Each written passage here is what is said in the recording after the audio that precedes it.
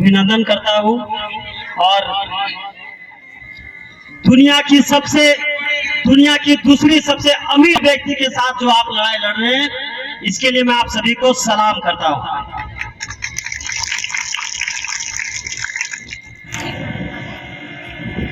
साथियों, आज ये भाषा और खतियान बचाने की लड़ाई की जरूरत क्यों पड़ी, इस बात को समझना बहुत जरूरी है। क्योंकि आज जो झारखंड में जो लड़के पढ़ रहे हैं, बचाने की, अपनी जमीन बचाने की, अपनी पहाड़ बचाने की, अपनी जंगल बचाने की जो लड़ाई चल रही है, इस बात को समझना जरूरी है। सौभाग्य से झारखंड में पूरा देश का 42% खनिज संपदा है, लेकिन ये हमारे लिए अभिशाप बन चुका है। क्योंकि आज तक अंग्रेजों के समय से हमारे इन संसाधनों को हमारे देश के नेता और उद्योगपति ने मिलकर जल विकास की प्रक्रिया को साइड करके, जनता की विकास से मतलब को साइड करके सिर्फ और सिर्फ लूटने का काम किया है। आज तक जमीन, जिसके जमीन में परियोजना लगेगा, उस जमीन मालिक से कभी उचित बात नहीं की गई है। बताइए, आपके जमीन में अगर तोहनी और बटैया में ककरो खेती बाड़ी करे देवे तो ऐसे ही दे दो, वही बात हुआ है ना, आधा आधा हिस्सेदारी हुआ है। लेकिन उद्योगपति और ये नेता अफसर ये लोग मिलकर तय कर लेता है और जमीन मालिक को सीधे आदेश दे दिया जाता है और कानून बनाकर थोप दिया जाता है। वो कानून इंप्लीमेंट नहीं होता है। यही काम यहाँ भी आपके साथ हो रहा है। और इस तरीके के परियोजनाएं आने के कारण बड़े पैमाने पर दूसरे राज्य के लोग आए और आज उनके लिए कॉलोनियां बनी है, उनके लिए सारे सुविधाएं मिल रही है। लेकिन आज मैं पिपरवार में बता रहा हूँ, सीसीएल परियोजना चल रहा है, वहाँ सामने जो गांव है वहाँ सीएसआर योजना के तहत कोई विकास कार्य नहीं होता है और वहाँ का सीएसआर का पैसा से यूपी में विकास होता है, जम्मू कश्मीर में विकास होता है।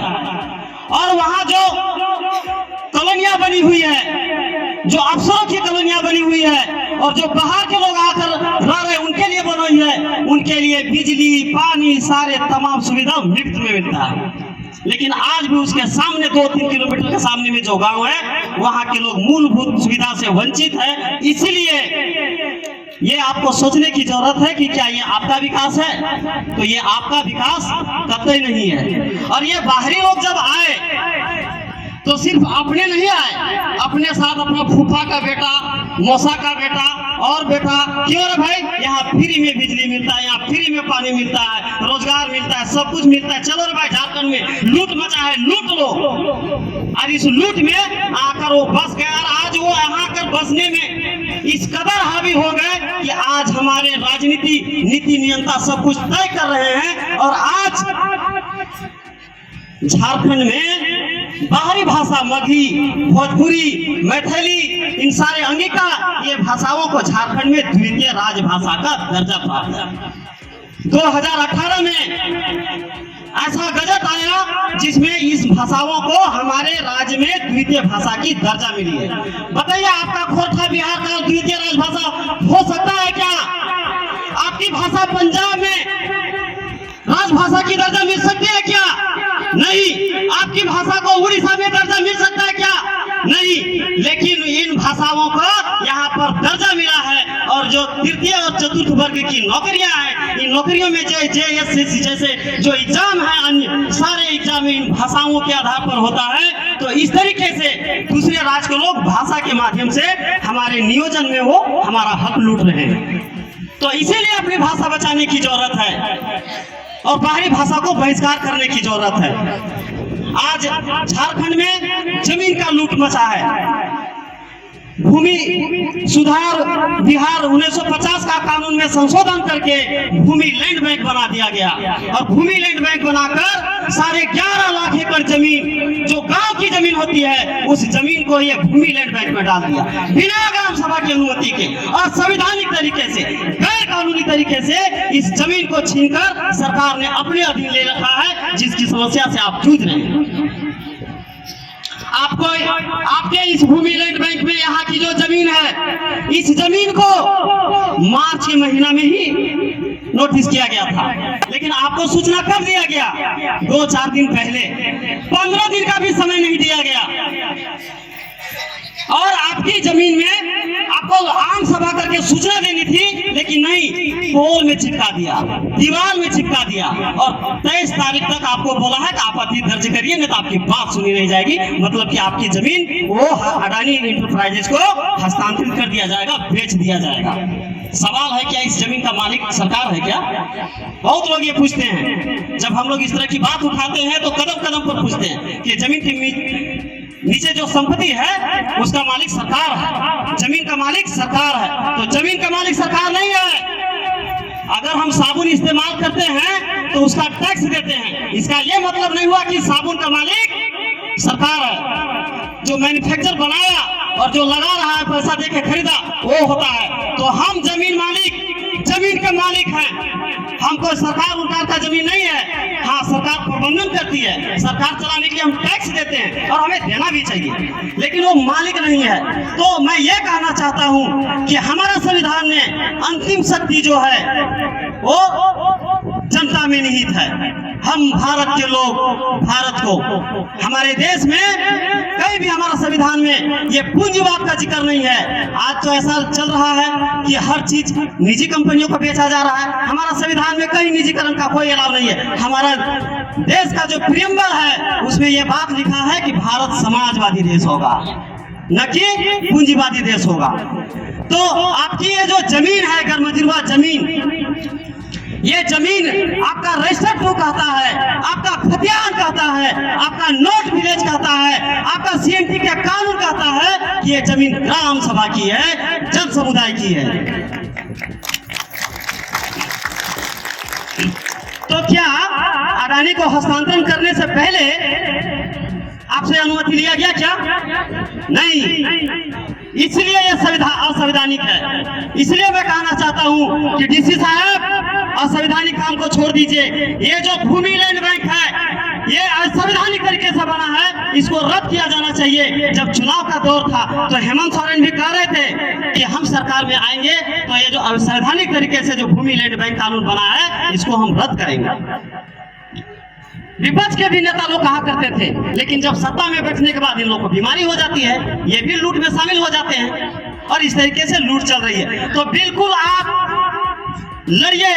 ये जो गैरमजुर्वा जमीन है अडानी का औकात नहीं है, या जिला प्रशासन का औकात नहीं, वो हस्तांतरण करेगा। वो हस्तांतरण करने का प्रयास कर रहा है, इसके लिए बहुत आपके साथ चीटिंग कर रहा है। इसका नतीजा है कि मार्च में वो जो किया है उसकी सूचना आपको लुका छिपी पेपर पोल में चिपका दिया है। तो 9 महीने बाद आपको बता रहा है और मात्र 15 दिन का समय दे रहा है। 15 दिन के अंदर आपत्ति जो दर्ज करनी है, इसमें आप नहीं कर पाए, अपनी दावा नहीं पेश कर पाए, तो ये आपके साथ छल किया जा रहा है। हम इसका विरोध करते हैं, इसको विरोध करते हैं। ये जो सरकार ये ऐसा जो कर रही है और प्रशासन के लोग कर रहे हैं, इसको तुरंत वापस ले, नहीं तो गोंदलपुरा की धरती से फिर एक सुलग रहा है। अगर चाहती है सरकार कि यहाँ के लोगों को गोली मारकर जमीन ले ले, तो फिर वैसा नौबत की पृष्ठभूमि तैयार हो रही है।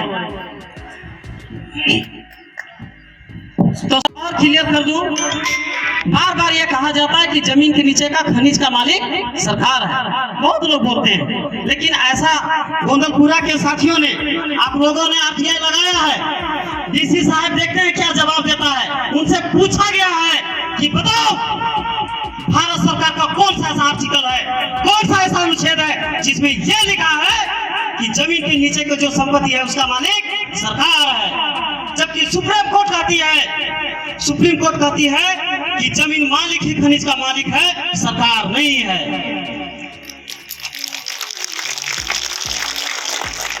एकर मतलब होला कि जमीनवा के नीचे जो संपत्तियां ओकर मालिक तो ही गोंदलपुरा वाला लगा।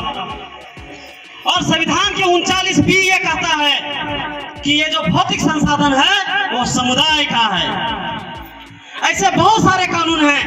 ऐसे ही पंचायती राज अधिनियम का 243ZD ये कहता है कि नगर पंचायत और ग्राम पंचायत अपने क्षेत्र के आसपास जो भौतिक संसाधन है उसका कैसे जनता में बढ़िया से वितरण हो, इसकी प्रबंध करने की उनकी शक्ति दी गई है।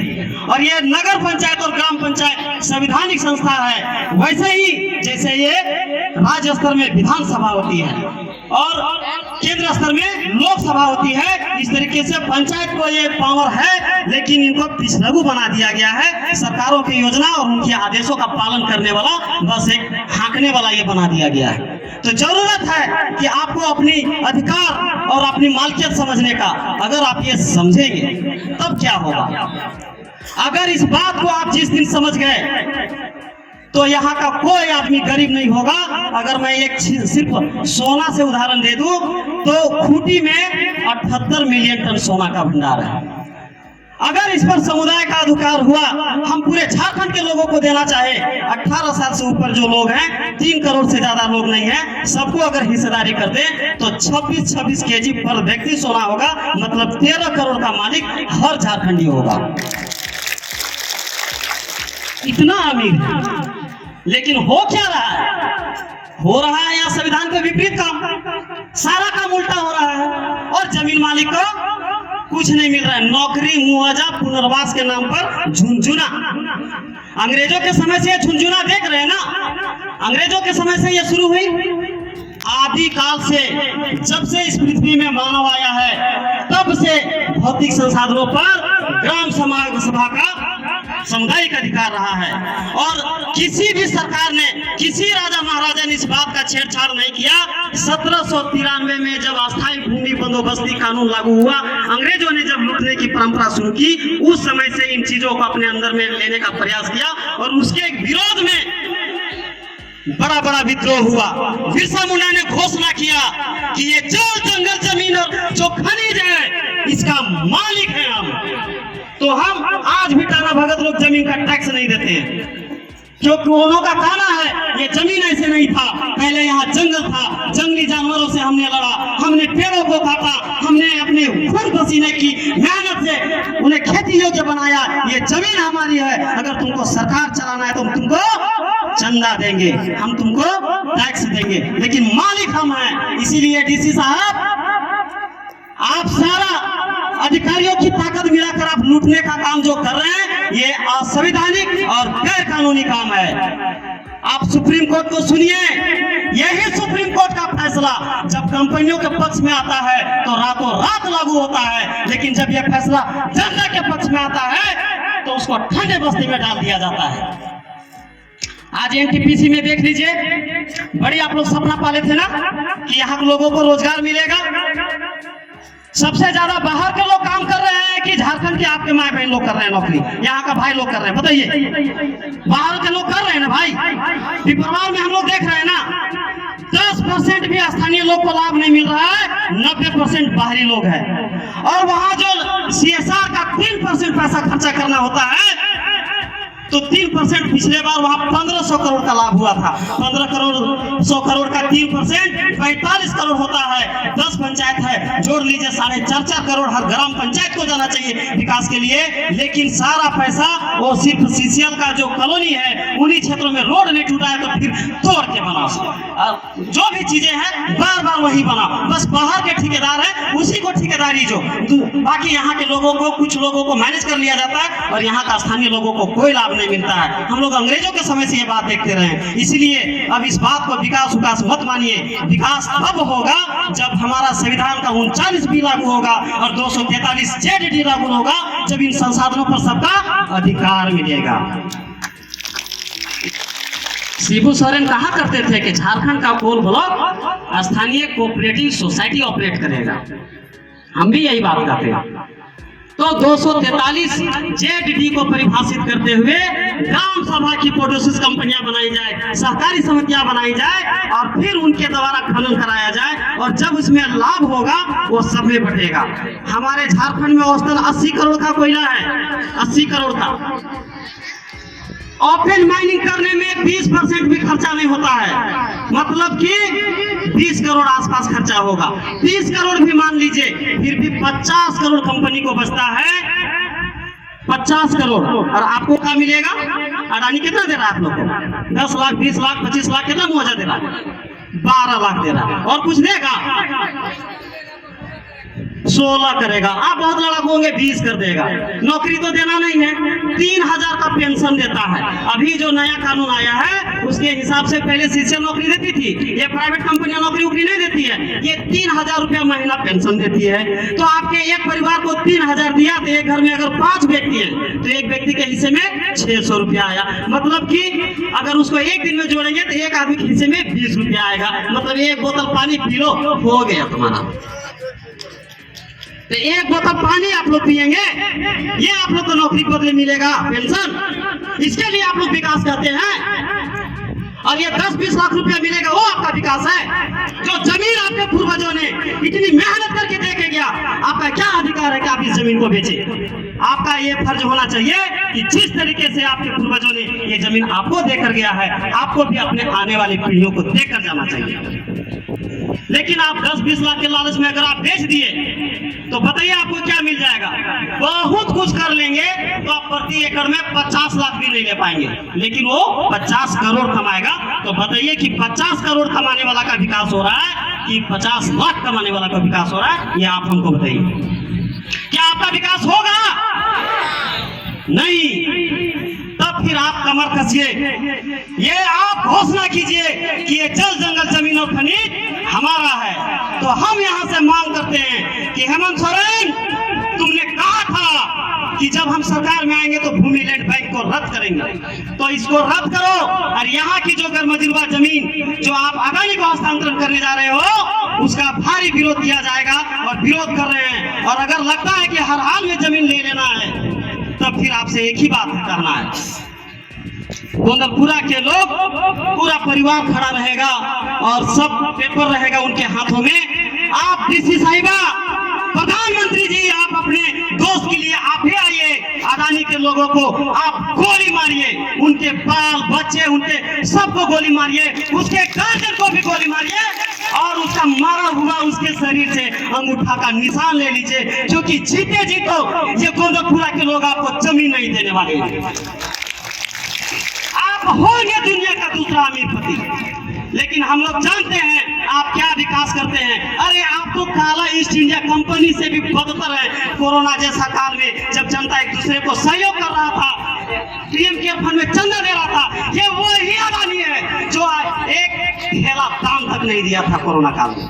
ये आपका विकास करेगा? ये आपको लूटने आया है। और मैं एक बात कहना चाहता हूं कि आज देश में निजीकरण की प्रक्रिया बहुत तेज हो चुकी है।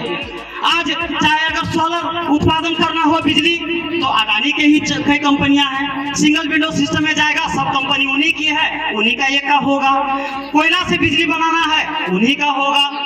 कुछ भी करना है, उन्हीं का होगा। सारा काम उसके लिए हो रहा है। तो ये गलत बात है। मोदी जी आपको भी कह रहे हैं कि हमारा संविधान में कहीं भी पूंजीवाद का व्यवस्था नहीं है। हमारा देश का प्रेमल बोलता है हम भारत के लोग, भारत को एक देश, संपूर्ण प्रभुत्व समाजवादी देश की बात करता है। इस समाजवादी देश में जब कोयला खनन यहाँ के लोग करेंगे और जब 50 करोड़ जब नेट लाभ होगा, उसका 25% जमीन मालिक को मिलेगा।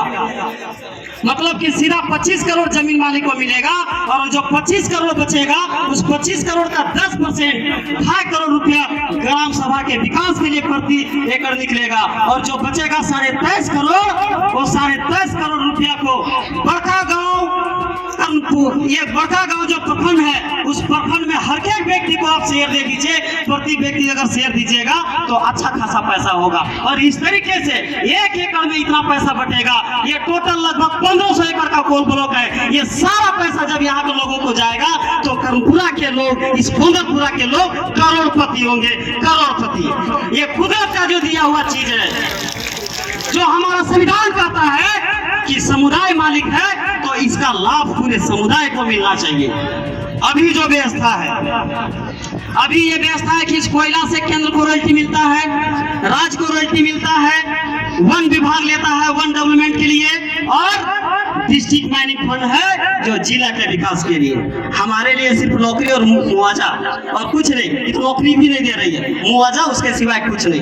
तो ये अब नहीं चलेगा। ये संसाधन न राज्य सरकार का है न केंद्र सरकार का है, ये संसाधन स्थानीय जन समुदाय का है। तो सुप्रीम कोर्ट की फैसला को अमल करते हुए 39B को परिभाषित करते हुए विधानसभा में ऐसा कानून लाओ, नागालैंड की तर्ज पर, मेघालय की तर्ज पर विधानसभा में कानून लाओ। और यहाँ के लोग कोयला निकालेंगे तो कहीं लोग कोयला निकालेंगे तो उससे हिस्सेदारी मिलेगी। कहीं अबरक है, कहीं सोना है, कहीं चांदी है, कहीं लोहा है। इस तरीके से तमाम संसाधनों पर जब हिस्सेदारी मिलेगी तब भारत के लोग अमीर बनेंगे और तब संविधान कि हम भारत के लोग, भारत को एक संपूर्ण प्रबुद्ध संपूर्ण राष्ट्र तब जाकर बनेगा। ऐसे नहीं बनेगा कि आप इन लोगों को चंद रोटी दे दीजिए और सारा संपत्ति को लूट के अदानी अंबानी के गोदी में रख दीजिए। यह समाजवाद नहीं है, इसको लोग कहते हैं विकास है। हम लोग जब कहते हैं जमीन नहीं देंगे तो बोलता है ना आप लोग विकास विरोधी। किसको विकास कहते हो? अरे भैया, कोई भी खनिज जब कोई निकालता है ना तो सरकार को रॉयल्टी मिलता है, बस वही मिलता है। वो तो हम भी देने के लिए तैयार है, हम तो अपने हिस्से पूरा प्रखंड स्तर में बांटने को तैयार है। इसके सिवा और क्या मिलता है? हाँ, नेताओं को दलाली मिलती है, कुछ अपराधियों को भी हिस्सा जाता है, प्रशासन के लोग को भी मिलता है, हमारे अफसरों को भी मिलता है। तो वो विकास नहीं है जो मुट्ठी भर लोगों के पास जाए। विकास तब सही मायने में होगा जब सबके खाते में पैसा जाएगा और इसकी हिसाब सबको मिलेगी। तो ये करने के लिए अब आपको लड़ाई लड़ना पड़ेगा, क्योंकि आज तक गलत परंपरा चलते रहा है। यहाँ पर जिस तरीके से ग्राम सभा किया गया, ग्राम सभा में 5-6 बार ग्राम सभा किया गया, पंचायत राज अगर नहीं यहाँ के लोग तैयार हुए, टोला बैठोला किया गया, जिस तरीके से दबाव दिया गया, इससे हम लोग को लगा कि ये लोग हर हाल में जमीन ले लेना चाहते हैं। जिस तरीके से भूमि लैंड बैंक की जमीन पर ये लोग बदमाशी कर रहे हैं, इससे हर हाल में जमीन ले लेना चाह रहे हैं। अरे इतना तो झुमका भी नहीं गिरा होगा बरेली के बाजार में जितना कि ये जिला प्रशासन के लोग गिर गया अडानी के प्यार में। बताइए क्या मजाक चल रहा है? डीसी साहब, आप कानून से बाहर जाएंगे ना, आपसे भी हिसाब लिया जाएगा। अभी आपसे पूछा गया है कि बताइए संविधान का कौन सा अनुच्छेद है जिसके तहत यह कहा गया कि आप मालिक हैं। आपके लोग कहते हैं कि चिरोटी के तर्ज पर 2-4 यहाँ भी मर्डर हो जाएगा तो खुल जाएगा। आप मर्डर करना चाहते हैं, करिए मर्डर। यहाँ के लोग आपको निमंत्रण देते हैं, पूरा परिवार को अंदर घुरा कर बैठेगा। आप करेंगे मर्डर? ये लोकतंत्र है कि तानाशाही है? बात करते हैं पिछले बार जो फर्जी ढंग से मुकदमा हुआ था उसका इधर से भी काउंटर केस हुआ है, हाई कोर्ट में समन जारी हुआ है। जो बड़ा बाबू थे, जो सीओ था, जो दोषी थे, सबको बुलाया गया है, अभी बेल लेने के लिए भाग फिर रहे। तो आपके हर एक्टिविटी का, आपके हर एक स्टेप का जवाब दिया जाएगा, आपको हिसाब देना होगा। आप जो काम कर रहे हैं वो संविधान के दायरे में है कि संविधान के बाहर है, ये आपसे पूछा जाएगा। वो समय चला गया, हमने आजादी के बाद से अभी तक हमने बहुत सह लिया, अब वास्तविक बात होगी। इसीलिए आपको मैं चेता देना चाहता हूँ डीसी महोदया, आप कानून के दायरे में काम कीजिए। जितना जो गलत काम कर रहे हैं ना उसका आपको भी सजा मिलेगा। आपके लिए भी अब जनता मालिक है, ये बात समझ लें। ये संप्रभु सत्ता, अंतिम शक्ति जनता के हाथ में है, ये बात नहीं भूलें, ये बात भूल जाइए, क्योंकि ये लोकतंत्र है। लोकतंत्र में लोक मालिक होता है, तंत्र नहीं, और अंतिम सत्ता जनता के पास होती है। तो आप लोग को भी कर रहे हैं, ये बात समझने की जरूरत है। ये जो लोग बोलते हैं ना कि 3 फीट के नीचे सरकार मालिक है, जमीनवा के तो मालिक नहीं है, ये सब फालतू और बेकार बात है। पूछा गया है, अभी ये लोग जवाब देते हैं, देखते हैं ना क्या जवाब देते हैं लोग, संविधान से कहने बाहर जाकर जवाब देते हैं। तो ये बात आप लोग गांठ मान लीजिए, जो आपके पूर्वजों ने लड़ाई लड़ा, बिरसा मुंडा ने जो लड़ाई लड़ा कि हम भले मर जाएंगे लेकिन ये जल जंगल जमीन में हमारा अधिकार है, उन्होंने घोषणा किया और मरते दम तक उन्होंने इन चीजों को समझौता नहीं किया। इसी के कारण आपको सीएनटी मिला, इसी के कारण आपको एसपीटी मिला, इसी के कारण आपको विजिलेंस रूल मिला, और ऐसे अनेक प्रावधान किए गए जो ये कहते हैं कि जो गांव की जमीन है, जो गर्मदिरवा खास और आम जमीन है, वो गांव की जमीन है। तो जब तक इन जमीन को ग्राम सभा की अनुमति के बगैर वो उसको ट्रांसफर नहीं कर सकती। अगर वो कर रहे हैं तो उसका भी हिसाब जरूर पूछा जाएगा। इन्हीं बातों के साथ कि आप दुनिया के सबसे दूसरे नंबर के अमीर आदमी के साथ लड़ रहे हैं, इस बात का मैं आपको सलामी ठोकता हूं। आपकी इस लड़ाई में झारखंडी भाषा खतियान संघर्ष समिति हमेशा रहेगा और हमारे टीम पूरा साथ रहेगा। आप यूं ही लड़िए, आपके साथ है। देखते हैं कैसे आपको गोली मारकर आपको जमीन लिया जाएगा। इतने ही बोलकर आप सभी को बहुत बहुत धन्यवाद। बहुत बहुत धन्यवाद विकास।